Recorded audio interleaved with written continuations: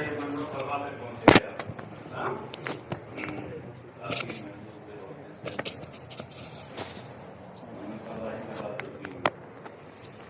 اس کے بعد ہے وَقُلْنَا کُلُوا مِن طَیِّبَاتِ مَا رَزَقْنَاکُم. تو یہ کُلُوا مِن طَیِّبَاتِ مَا رَزَقْنَاکُم سے پہلے قُلْنَا نکالا. یہ اشارہ کیا اس سے کہ کُلُوا مِن طَیِّبَاتِ مَا رَزَقْنَاکُم، یہ اس سے پہلے والے جملے انزلنا علیکم المن والسلویٰ پر معطوف ہے، لیکن بظاہر عطف صحیح نہیں ہو رہا تھا، اس لیے کہ کُلُوا من طیبات ما رزقناکم یہ جملے انشائیہ ہے اور وہ جملے خبریہ ہے. انشائیہ کا جملہ یہ خبریہ پہ عطف ہو رہا تھا، تو قلنا نکال کر یہ بتایا کہ یہ اس پر معطوف ہے بتقدیر قلنا. اور جب قلنا آپ نکال لیں گے تو اب یہ بھی جملے خبریہ ہو جائے گا، کیونکہ قلنا کا تو یہ مقولہ ہو جائے گا نا، مقولے بھی کُلُوا مِن طَیِّبَاتِ مَا رَزَقْنَاکُم، اور قلنا پورا مل کر کے پھر انزلنا کی طرح جملے خبریہ ہو جائے گا. اور اس طرح جملے خبریہ کا جملے خبریہ پہ ہوگا، نہ کہ انشائیہ کا خبریہ پر. یہ نیچے محشی نے آپ کے اس بات کو لکھا ہے لیکن بہت اجمال کے ساتھ. یشیر بتقدیر القول الی انہ معطوف علی قولہ ما نزلنا. بس اتنا بتا دیا، باقی اب سمجھتے رہیے، تشریح کرتے رہیے. کیا محشی بھی جو ہیں وہ بہت کھل کے نہیں بول رہے ہیں، کہیں کہیں تو بولتے ہیں، کھل کے نہیں بولتے، صاحب کے ذمہ کر دیتے ہیں. تو ہم نے جو تمہیں دیا ہے میں سے پاکیزہ چیزوں میں سے کھاؤ، یعنی ہماری دی ہوئی پاکیزہ چیزیں تم کھاؤ. مطلب کیا ہے کہ ولا تدخروا، انہیں جمع نہ کرو، ذخیرہ اندوزی نہ کرو. روز جب تم کو ملنا ہے، طریقہ یہ ہوتا تھا کہ ہفتے میں 6 دن من و سلوہ اترتا تھا. سنیچر کا جو دن یہ یہودیوں کے لیے بہت مقدس دن مانا جاتا تھا، عبادت کا دن، تو اس دن من و سلوہ نہیں اترتا تھا. یہ تھا کہ بھئی آج عبادت میں مصروف ہو، لگے رہو. تو اس میں ان کے لیے اجازت تھی کہ جمعہ کے دن وہ 2 دن کا اکٹھا کر لیں، جمعہ کے دن کا بھی اور سنیچر کے دن کے بھی. مگر صاحب یہ جمع خوری کا مزاج رکھنے والی قوم بنی اسرائیل یہ کہاں ماننے والی تھی. آج بھی دیکھیے ان کے یہاں کالا بازاری اور جمع خوری پوری دنیا میں اس کا سرچشمہ یہود، سودی کاروبار اس کا سرچشمہ یہود، پوری دنیا کی اقتصادیات کو تباہ کیے ہوئے. یہ شیئر بازار وغیرہ کی جو شیطانی جال ہے، یہ سب یہودیوں کے ارد گردش کر رہا ہے. یمحق اللہ الربا ویربی الصدقات، آپ دیکھتے ہیں اس کے جلوے بھی سامنے آ رہے ہیں، اور پوری دنیا اس وقت اقتصادی اور معاشی طور پر تباہی کے دہانے پہ کھڑی ہے. چلیے صاحب، تو اس کا مطلب ہے کہ ولا تدخروا فکفروا النعمت، نہیں ولا تدخروا، تو تم لوگ جمع نہ کرو. انہوں نے کیا کیا؟ فکفروا النعمت وادخروا، تو انہوں نے اس نعمت کی ناشکری کی اور جمع کرنا شروع کر دیا. روز آ رہا ہے، روز اتر رہا ہے، مگر اس کے باوجود اپنی فطرت اور اپنی فطری عادت سے مجبور ہے. تھوڑا کھانا ہے، زیادہ اکٹھا کر لے. فَقُطِعَ مِنْهُمْ، تو یہ سلسلہ اس سلسلے کو ان سے روک دیا گیا، کاٹ دیا گیا. اب من و سلوہ اترنا بند ہو گیا. وَمَا ظَلَمُونَا وَلَكِنْ كَانُوا أَنفُسَهُمْ يَظْلِمُونَ.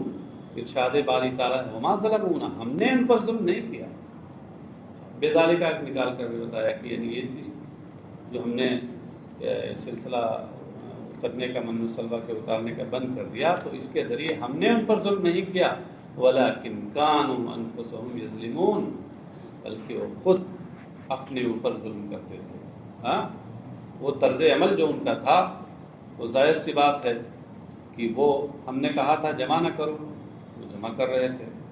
تو وضع الشیء فی غیر محلہ کر رہے تھے، اسی کا نام تو ظلم ہے. اور وبال، جب ظلم انہوں نے کیا تو وبال کون چکھے گا بھائی؟ لأن وبالہ علیہم، اپنے آپ پر وہ خود ظلم کرتے تھے کیونکہ اس کا وبال خود انہی کے اوپر ہوتا تھا.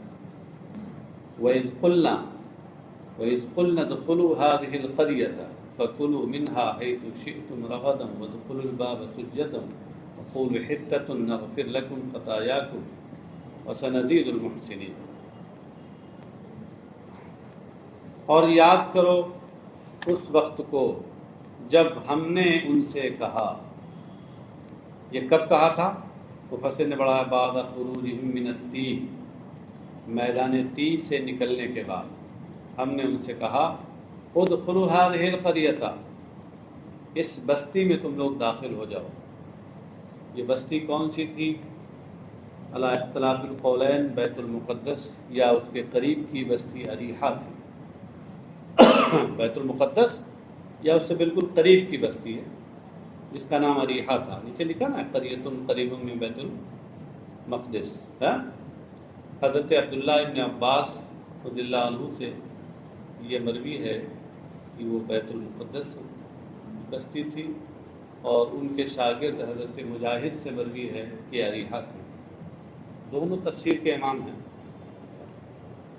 فَكُلُوا مِنْهَا حَيْثُ شِئْتُمْ رَغَدًا، تو تم جہاں چاہو اس میں سے کھاؤ رغدن، یعنی بے روک ٹوک. رغدن کی تشریح سے پہلے ہو چکی ہے. تو رغدن یعنی واسعاً، کشادگی کے ساتھ کھاؤ. اور کشادگی کے ساتھ کھانے کا مطلب کیا ہے کہ جس میں کوئی رکاوٹ نہ ہو تو وہی کشادگی. تو اس لیے واسعاً تو رغدن کا لغوی معنی بتایا ہے، اور لا حجر فیہ یہ واسعاً کی تشریح ہو گئی، یعنی واسعاً کی صفت کاشفہ و موضحہ ہے، اس کی وضاحت کر رہی. وَادْخُلُوا الْبَابَ سُجَّدًا، یعنی اے بابہا. اس سے کیا بتایا کہ الباب میں الف لام مضاف الیہ کے عوض میں ہے یا عہد خارجی کا ہے. باب سے مراد خاص باب ہے، اس قریہ اور اس بستی کا باب اور دروازہ. پہلے عام طور سے آبادیاں جو ہوتی تھیں، اچھی آبادیاں، تو ان کے ارد گرد شہر پناہ ہوتی تھی، فصیل جس کو بولتے ہیں فصیل. ہاں، اور اس میں فاٹک اور دروازے ہوتے تھے، رات میں وہ بند کر دیے جاتے تھے محفوظ ہو جائیں. جو اچھے شہر ہوتے تھے ان میں ہوتا تھا. ہاں، یہاں بھی انڈیا میں بھی آپ کے ابھی قریب تک یہ تہذیب چلی ہے. جب راجاؤں کا اور نوابوں کا دور تھا اس وقت آپ بہت سے شہروں میں آپ دیکھیں گے اندر داخل ہونے لگیں گے تو پھاٹک ملتے ہیں پرانے بھی. ہاں، وَادْخُلُوا الْبَابَ اے بابہا سُجَّدًا مُنْحَنِينَ. تو یہ سجدن ساجد کی جمع ہے، تو سجدن کا معنی ہوا ساجدین، اور سجدہ کا ایک معنی تو معنی حقیقی ہوتا ہے. حقیقی سجدہ وہ ہے وضع الجبہۃ علی الارض، پیشانی کو زمین پہ رکھنا. لیکن لغت میں سجدہ صرف جھکنے کو بھی کہتے ہیں. جیسے دربار میں لوگ جاتے تھے تو وہ جھک کے درباری سلام، تو اس کو بھی لغت میں سجدہ سے تعبیر کرتے تھے، انحناء. تو یہاں منحنینہ کہہ کر کے اشارہ اس بات کی طرف کیا ہے کہ سجدن اپنے معنی وہ اصطلاحی میں نہیں ہے، معنی لغوی میں. سجدن یعنی منحنینہ، نیچے ہے اے راکعین. اور تم لوگ اس کے دروازے میں جھکتے ہوئے یعنی تعظیم سے جھکتے ہوئے داخل ہو. وقولوا حطۃ، اور تم حطۃ کہو. حطۃ کا کیا مطلب ہے؟ مفسر نے اس کی تشریح میں کہا مسألتنا حطۃ، یعنی حطۃ یہ خبر ہے جس کا مبتدا مسألتنا محذوف ہے. ہاں، اور حتتن کا معنی کیا ہے؟ ان تحط عنا خطایانا. تو یہ حتتن مصدر ہے، ان تحط عنا خطایانا کے معنی میں ہے. اب مفہوم کیا ہوا؟ تم یہ کہو کہ مسئلتنا، ہماری دعا، اور اے اللہ تجھ سے ہماری طلب، ہمارا سوال کیا ہے؟ یہ ہے کہ تو ہمارے یہ غلطیوں کو ہم سے درگزر کر دے. یہ ان کے لیے، بنی اسرائیل کے لیے حتتن کا جو لفظ تھا یہ مختصر میں ان کا استغفار تھا. ایسا استغفر اللہ آپ کہتے ہیں تو ان کے لیے حتتن، یعنی اسألک اللہم اسألک ان تحط عنا خطایانا وذنوبنا، یہ مفہوم تھا اس کا. بات سمجھے؟ تو دیکھیے انہیں دو چیزوں کا حکم دیا گیا. کیا؟ کس کس چیز کا؟ ایک تو اس بستی میں داخل ہو جاؤ. اچھا، بستی میں داخل ہو کیسے؟ ادب کے ساتھ جھکتے ہوئے، اور دوسرے یہ کہ استغفار کرتے ہوئے. دو باتوں کو اس پہ فرمایا اللہ تعالیٰ کہ نغفر لکم خطایاکم. کہتے ہیں آگے وفی قراءۃ بالیاء والتاء مبنی للمفعول فیہما. اس طرح تین قراءتیں ہو گئی. ایک ہے نغفر، یہ متکلم معظم لنفسہ کا واحد معظم لنفسہ کا صیغہ ہوا ہے نا، اور یہ معروف کا صیغہ ہوگا. اور یہ حضرت امام عاصم کی قرات ہے. اور ایک قرات میں یا کے ساتھ ہے مگر مبنی للمفعول، یعنی صیغہ مجہول کے ساتھ. تو اس صورت میں کیا ہوگا؟ یغفر لکم خطایاکم. اور تیسری قرات کیا ہے؟ والتاء مبنی للمفعول. یہ مبنی للمفعول یعنی صیغہ مجہول، اس کا تعلق دونوں سے ہے، یا سے بھی ہے تا سے بھی ہے. تو تین قراتیں ہوئیں. ایک تو نون کے ساتھ، تو اس صورت میں صیغہ معروف رہے گا، لیکن یا کے ساتھ یا تا کے ساتھ اس کو پڑھا جائے یغفر یا تغفر، تو اس صورت میں صیغہ مجہول ہوگا. بات سمجھے؟ ہاں. نغفر یہ امام عاصم کی قرات ہے، اور یغفر یہ امام نافع مدنی کی قرات ہے، اور پھر یہ تا کے ساتھ بقیہ اور لوگوں کی قرات ہے. اچھا صاحب، تو ہم تمہارے لیے تمہاری خطائیں معاف کر دیں گے، یا تمہاری خطائیں تمہارے لیے معاف کر دی جائیں گی. وَسَنَزِيدُ الْمُحْسِنِينَ، سَنَزِيدُ الْمُحْسِنِينَ بِالطَّاعَةِ ثَوَابًا. بالطاعتی نکال کر کے یہ تشریح کی ہے اس احسان کی کہ محسنین جس سے بنا ہے. احسان کا معنی ہوتا ہے اچھا کام کرنا، حسن سلوک کرنا، اچھا کام کرنا. یہاں احسان سے مراد طاعت ہے. یہ با تصویر. تو محسنین کا معنی ہوا مطیعین. ہم فرما برداروں کو اور دیتے ہیں. کیا اور دیتے ہیں؟ ثواباً. یہ ثواباً یہاں پر سنزیدوں کے بعد اس کی تمیز کے طور پہ ذکر کیا، یعنی ہم اچھے کام کرنے والوں کو، فرما برداروں کو ہم اور زیادہ ثواب دیتے ہیں. فَبَدَّلَ الَّذِينَ ظَلَمُوا قَوْلًا غَيْرَ الَّذِي قِيلَ لَهُمْ. تو ان ظالموں نے، ان میں سے ظالموں نے جو بات ان سے کہی گئی تھی اس کے سوا سے اس کو بدل دیا. ان سے کہا گیا تھا کہ تم تعظیم کے ساتھ جھکتے ہوئے، اور یہ کہا گیا تھا کہ تم استغفار کرتے ہوئے حتتن حتتن حتتن کہتے ہوئے. تو کیا کہا انہوں نے؟ بدماشی دیکھیے. حتتن کے بجائے مذاق بناتے ہوئے کہا حبتن فی شارتن حبتن فی شارتن، بال میں دانہ بال میں دانہ بال میں دانہ. مذاق بنایا. بے معنی جملہ بولنا شروع کر دیا، بال میں دانہ. ہاں. اور کہا گیا تھا کہ جھکتے ہوئے جاؤ، تو جانتے کیا؟ اپنی سرینوں کے بل گھسٹتے گھسٹتے اندر داخل. اتنے بدماش. فقالوا حبۃ فی شعرۃ، تو انہوں نے کہا حبۃ فی شعرۃ، یعنی بال میں دانا، بال یہ نہیں وہ بال جس میں دانے ہوتے ہیں، بالیں ہاں، یہ تو بالوں ہیں، وہ بالیں ہیں، یہ مذکر ہے اور وہ مؤنث ہے۔ جی وَدَخَلُوا يَضْحَكُونَ عَلَىٰ أَسْتَاحِهِمْ، اور اپنی سرینوں کے بل گھسٹتے ہوئے اندر داخل ہوئے۔ استا استن کی جمع ہے، اس کا معنی سرین ہے، اتنے بدماش۔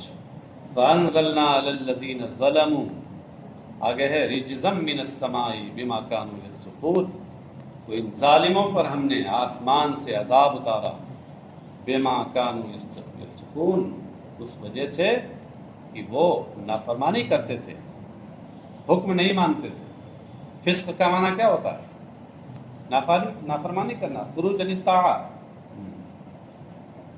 تو اس میں فَأَنزَلْنَا عَلَى الَّذِينَ ظَلَمُوا رِجْزًا مِّنَ السَّمَاءِ، آپ غور کیجئے، موقع تو یہاں اس بات کا تھا کہ یہاں ضمیر لائی جاتی ہے، کیونکہ اس سے پہلے آ چکا ہے فَبَدَّلَ الَّذِينَ ظَلَمُوا، تو جب بَدَّلَ الَّذِينَ ظَلَمُوا پہلے آ چکا ہے، اور عربی زبان کا قاعدہ یہ ہے کہ جب کسی چیز کا ذکر ایک بار اس میں ظاہر کے طور پہ ہو جائے تو اب اس کے بعد اس کا ذکر ضمیر کے طور پہ ہونا چاہیے، اس لیے کہ عربی زبان میں ضمیر کی وضع ہی تخفیف کے لیے ہوئی ہے، اختصار اور تخفیف کے لیے ہوئی ہے۔ تو جب الذین ظلموا سے ایک بار ان کا ذکر ہو چکا تھا تو یہاں ہونا چاہیے تھا فَأَنزَلْنَا عَلَيْهِمْ رِجْزًا مِّنَ السَّمَاءِ، مگر پھر الذین ظلموا کو وہی رکھ دیا، موقع تھا ضمیر کا، رکھ دیا اس میں ظاہر، تو اس میں ہو گیا وضع الظاہر موضع المضمر، ہو گیا نا۔ اور یہ کلام کو آپ ان میں معنی بھی پڑھیں گے کہ کلام کبھی مقتضائے ظاہر کے موافق ہوتا ہے، کہ ظاہر حال کا جو تقاضا ہوتا ہے اسی کے مطابق کلام لایا جاتا ہے، تو یہ تو کھلی ہوئی فصاحت اور بلاغت ہے۔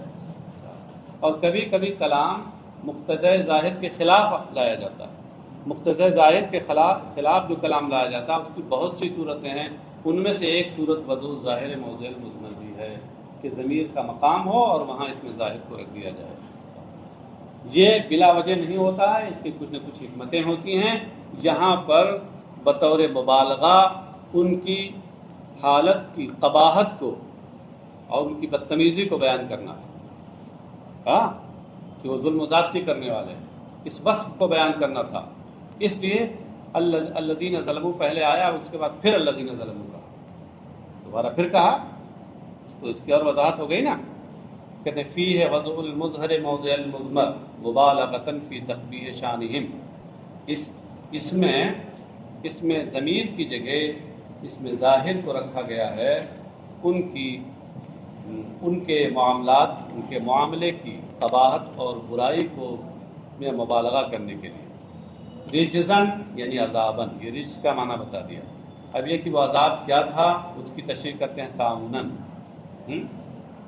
پھر ہم نے ظالموں پر عذاب یعنی تعاون اتارا، تعاون یہ بیماری جس کو پلیگ کہتے ہیں انگریزی میں، گلٹیاں بدن میں ہوتی ہیں، اس کے بعد پھر انسان بڑی جلدی چلا جاتا ہے۔ ابھی کچھ چند سال پہلے یہ لاتور اور عثمان آباد میں یہ وبا پھیلی تھی، ہاں، اور پرانے زمانے میں تو یہ وبائیں بہت آتی تھی، جس بستی میں آتی تھی تو پھر بستی کی بستی صاف ہو جاتی تھی، ایک گھر میں بیک وقت کئی جنازے نکلتے تھے۔ یہ کہتے ہیں ہمارا قصبہ جو ہے کئی بار اس کی زد میں آ چکا ہے، پہلے پورا ایک محلہ تھا سناروں کا، سب صاف ہو گیا، میں نے بچپن میں خود دیکھا پورا محلہ صاف، اب تو پھر آباد ہو گیا۔ تو خیر یہ تعاون کی بیماری، من السماء آسمان سے، بما کانوا یفسقون، بما کانوا یفسقون کی تفسیر میں کہتے ہیں بسبب فسقہم۔ اس میں دو باتیں بتائیں، سبب نکال کر بتایا بما کانوا میں با سببیت کے لیے، کسی اور معنی کے لیے نہیں، اور فسقہم یہ کانوا یفسقون کی تفسیر فسقہم سے کر کے اس طرف اشارہ کیا کہ بما میں جو ما ہے مصدریہ ہے، جب ما مصدریہ ہے تو اپنے ما بعد فعل کے ساتھ مل کر وہ مصدر کی تعویل میں ہے، فسق کے معنی میں۔ اور فسق کا معنی اس سے پہلے بتا بھی چکے ہیں، مگر شاید پھر آپ لوگوں پر کچھ کرم فرما رہے ہیں کہ فسق کا معنی ہوتا ہے خروج عن الطاعہ، فرما برداری سے نکل جانا، جس کو آپ اپنی زبان میں کہتے ہیں نافرمانی کرنا۔ بسبب فسقہم اے خروجہم عن الطاعہ، تو ہم نے ظالموں پر آسمان سے طاعون کی شکل میں عذاب اتارا ان کی نافرمانی کی وجہ سے، اس وجہ سے کہ جو نافرمانی کرتے تھے۔ فَهَلَكَ مِنْهُمْ فِي سَاعَةٍ 70,000 أَوْ أَقَلُّ، تو ان میں سے ایک گھڑی میں 70,000 یا اس سے کچھ کم ہلاک ہوئے۔ یہاں روایتوں کا اختلاف ہے، ایک روایت جو مدارک میں ذکر کی ہے اس میں 24,000 کا ذکر ہے، اور ایک روایت میں 70,000 کا ذکر ہے، اس لیے یہاں انہوں نے بڑے اختصار میں اس کو بیان کر دیا 70,000 أو أقل۔ دوسری والی روایت نیچے لکھی ہے، معاشی نے لکھی ہے اقل یعنی 24,000 كذا في المدارك، ہے نا؟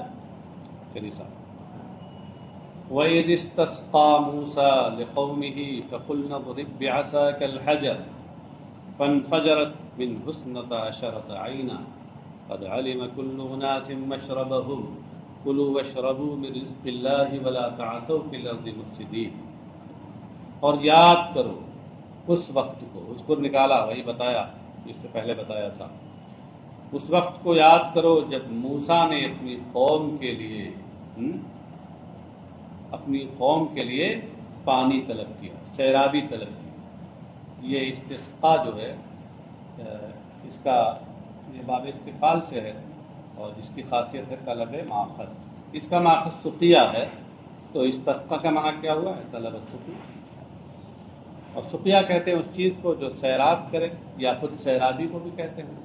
جب آپ نے اپنی قوم کے لیے سیرابی طلب کی اللہ سے، وقد عطشوا فی التیہ، جبکہ وہ میدان تیہ میں پیاسے ہو گئے تھے، لقدق میدان، تقریباً 40 کلومیٹر کا میدان، لمبا چوڑا، یہ شام اور فلسطین کے بیچ میں، اس میں جب یہ پہنچے تو ایک دم لقدق میدان، بے آب و گیا، پیاس لگی تو پریشان ہو گئے، کہاں لا کے آپ نے ہم کو ڈال دیا، بتائیے پینے کا پانی بھی نہیں ہے، آپ نے خدا سے جو ہے دعا کیجیے ہمارے لیے پانی کا انتظام۔ فَقُلْنَا اضْرِب بِّعَصَاكَ الْحَجَرَ، اللہ تعالیٰ فرماتا ہے تو ہم نے موسیٰ سے کہا کہ اپنی لاٹھی پتھر پہ مارو۔ الحجر مقصود پتھر، یہ جانتے کون سا پتھر تھا؟ وَهُوَ الَّذِي فَرَّ بِثَوْبِهِ، یہ وہی پتھر ہے جو حضرت موسیٰ کا کپڑا لے کے بھاگا تھا، سمجھے؟ ہاں، اس کا واقعہ حاشیہ نمبر 26 میں دیکھے دیا ہوا ہے۔ دراصل حضرت یہ بنو اسرائیل اس زمانے میں یہ بہت زیادہ ستر پوشی کے قائل نہیں تھے، ایک دوسرے کے سامنے برہنہ ہو جانا یا ستر کھول دینا یہ کوئی بہت معیوب بات نہیں تھی ان کے ہاں، اس کی مثالیں ہمارے یہاں ہندوستان میں ملتی ہیں، کتنے ایسے لوگ ہیں جن کے یہاں یہ لگتا ہے عبادت کے درجے میں۔ جینیوں کے ہاں تو ننگے باباؤں کی پوجا ہی ہوتی ہے، ایک دم ننگے، بالکل ماشاءاللہ، ایک دھاگا نہیں بدلتا۔ خود میں نے دیکھا، لکھنؤ میں گزر رہے تھے، قاری محمد احمد بقائی صاحب تھے، وہ کہنے لگے کچھ دیکھا آپ نے؟ میرے کہنے ادھر دیکھیے، دیکھا تو وہ ایک بالکل ننگ دھڑنگ ایک دم چلا جا رہا ہے، اور اس کے پیچھے عورتوں کا جتھا ہے، اور اس کے پیچھے پھر مردوں کا جتھا ہے، جینیوں کا جلوس تھا وہ۔ اور یہ جینیوں کا بہت بڑا مندر یہاں روناہی میں ہے، مدرسے سے پہلے جائیے، بہت بڑا مندر ہے ان کے یہاں، یہی سب۔ اس کے علاوہ خود یہ ہندو مذہب میں بھی کتنے ایسے ہیں بالکل ننگے رہتے ہیں۔ چلیے صاحب، تو بنی اسرائیل کے ہاں بھی ستر کھول دینا ایک دوسرے کے سامنے، ننگے ہو جانا، یہ کوئی عیب کی بات نہیں تھی۔ حضرت موسیٰ تو اللہ کے نبی تھے، بندگیدہ نبی، ظاہر ہے وہ اس بے حیائی کے کام کو کیسے کر سکتے تھے، وہ ہمیشہ ستر چھپائے رہتے۔ تو بنی اسرائیل بدماشی میں کہتے جانتے ہیں ان کو بیماری ہے کیا، یہ ہیڈروسیل کی بیماری ہے، اس لیے یہ بند رکھتے ہیں۔ اب صاحب اللہ تبارک و تعالیٰ کو یہ گوارا نہیں تھا کہ اپنے محبوب بندے پر اس طرح کی بیجا تہمت کوئی رکھے۔ تو ایک بار یہ ہوا کہ حضرت موسیٰ علیہ السلام تالاب پر پہنچے، دیکھا کوئی نہیں ہے، اپنے کپڑے اتار کے ایک پتھر رکھا تھا اس پر رکھ دیا، اور اس کے بعد پھر جو ہے وہ نہانے لگے۔ اب جب نہا کے دیکھا تو دیکھا کہ وہ پتھر کپڑا لیے بھاگا جا رہا۔ اب یہ باہر نکلے یا حجر صوبی یا حجر صوبی یا حجر صوبی، پتھر میرا کپڑا میرا کپڑا میرا کپڑا کرتے کرتے یہاں تک کہ وہ بنو اسرائیل کچھ لوگ اکٹھا تھے ایک جگہ، وہاں تک وہ پتھر لے کے پہنچ گیا کپڑا کے، پیچھے دوڑتے دوڑتے دوڑتے وہاں تک پہنچ گئے. لوگوں نے دیکھا کہ کچھ نہیں، کوئی بیماری نہیں، اور رسول وغیرہ کی کوئی بیماری نہیں. سمجھے؟ تو یہ وہی پتھر ہے، وَهُوَ الَّذِي فَرَّ بِثَوْبِهِ، یہ وہی پتھر ہے جو آپ کا کپڑا لے کر بھاگا تھا. خفیف، ہلکا پھلکا تھا، مربع، چوکور تھا، اور چوکور تھا مگر اس میں من جانب اللہ ہر یعنی 4 اس کے رخ تھے نا، تو ہر ایک رخ پر 3 سوراخ تھے. تو حضرت موسیٰ جب اپنی لاٹھی اس پہ مارتے تھے تو ہر ایک طرف سے 3 چشمے بہتے تھے، تو 4 طرف کل 12 چشمے ہو جاتے تھے. بنو اسرائیل کے 12 قبائل تھے، تو اس کے مطابق 12 چشمے ہوتے تھے. مربع کراس رجل، یہ چوکور تھا اور کتنا بڑا تھا؟ کراس رجل، جیسے آدمی کا سر، مرد کا سر ہو. رخام اور کذان، یہ سفید سنگ مرمر کا تھا، اور کذان یا نرم پتھر کا تھا. رخام یہ سفید سنگ مرمر جو بہت سخت ہوتا ہے، اور کذان یہ پتھر تو ہوتا ہے مگر بنسبت اس کے کچھ تھوڑا اس میں نرمی ہوتا، اتنا سخت نہیں ہوتا کذان. فَضَرَبَهُ، تو جب ہم نے کہا کہ اپنی لاٹھی پتھر پر مارو، ہاں، تو آگے ہے کیا قرآن کریم میں کہ فَانْفَجَرَتْ مِنْهُ 17 عَيْنٌ، کہ اس سے 12 چشمے پھوٹ نکلے. اللہ نے کہا کہ مارو اور 12 چشمے پھوٹ نکلے. اس کا مطلب بات بیچ میں کچھ لپیٹ دی گئی. ہاں، وہ کیا ہے کہ فَضَرَبَهُ، ہم نے حکم دیا تھا کہ اپنی لاٹھی مارو، تو انہوں نے اپنی لاٹھی ماری تو اس سے پتھر یہ چشمے نکلے. یہ سمجھ میں آیا کہ یہاں اس کا معطوف علیہ محذوف ہے، اسی کی طرف اشارہ کیا ہے فضربہ نکال کر. فانفجرت یعنی انشقت وسألت منہ 12 عینا، انفجار کا معنی بتایا ہے. انفجار کا مطلب ہوتا ہے کسی چیز کا پھٹ جانا اور پھر بہہ پڑنا. وہ پتھر پھٹ گیا اور اس سے 12 چشمے پھوٹ نکلے. بے عدد الاسباط، ان کے قبائل کی تعداد کے مطابق. قد علم کل اناس یعنی سبت منہم مشربہم، مشرب موضع شربہم، یہ تو بالکل بتایا کہ لغوی معنی مراد ہیں یہاں. اچھا، تو ان میں سے ہر ایک نے یعنی ہر خاندان نے، ہر قبیلے نے اپنے مشرب کو جان لیا، یعنی اسے کہاں سے پانی پینا ہے، پینے کی جگہ کو جان لیا اس نے. فلا یشرکہ فیہ غیرہم، تو دوسروں کو اس میں وہ شریک نہیں کرتا تھا. وقلنا لہم، اور ہم نے ان سے کہا کلوا واشربوا من رزق اللہ، اللہ کے دیے سے کھاؤ اور پیو. ولا تعثوا فی الارض مفسدین، اور زمین میں فساد نہ پھیلاؤ. مفسدین یہ افسدہ سے بنا ہے، اور تعثوا یہ عصیہ یا عصا سے ہے، اس کا معنی بھی افسدہ ہوتا ہے. تو اس کا مطلب یہ ہوا کہ جو معنی مفسدین میں ہے افساد والا، وہی تعثوا میں بھی ہے، یعنی ولا تفسدوا فی الارض مفسدین. تو جو معنی حال کے، جو معنی حال کے اندر ہے افساد کے معنی، وہی معنی اس کے عامل میں بھی ہے. کیوں؟ تو ایک بات کی تکرار ہوئی نا، اور جب ایک بات کو 2 بار بیان کیا جائے تو اسی کو تو تاکید کہتے ہیں. لہذا یہ حال حال مؤکدہ ہوا، تاکید والا حال ہوا. ولا تعثوا فی الارض مفسدین یعنی ولا تفسدوا فی الارض مفسدین، حال مؤکدۃ لعاملها، وہ حال ہے جو اپنے عامل کی تاکید کر رہا ہے. من عصیہ بکسر المثلثہ، عصیہ یا عصا سے، باب سمیہ اس میں. من عصیہ افسدہ، یعنی عصیہ بمعنی افسدہ سے ہے لا تعصوا. تو لا تعصوا کا معنی کیا ہوا؟ لا تفسدوا، لا تفسدوا مفسدین.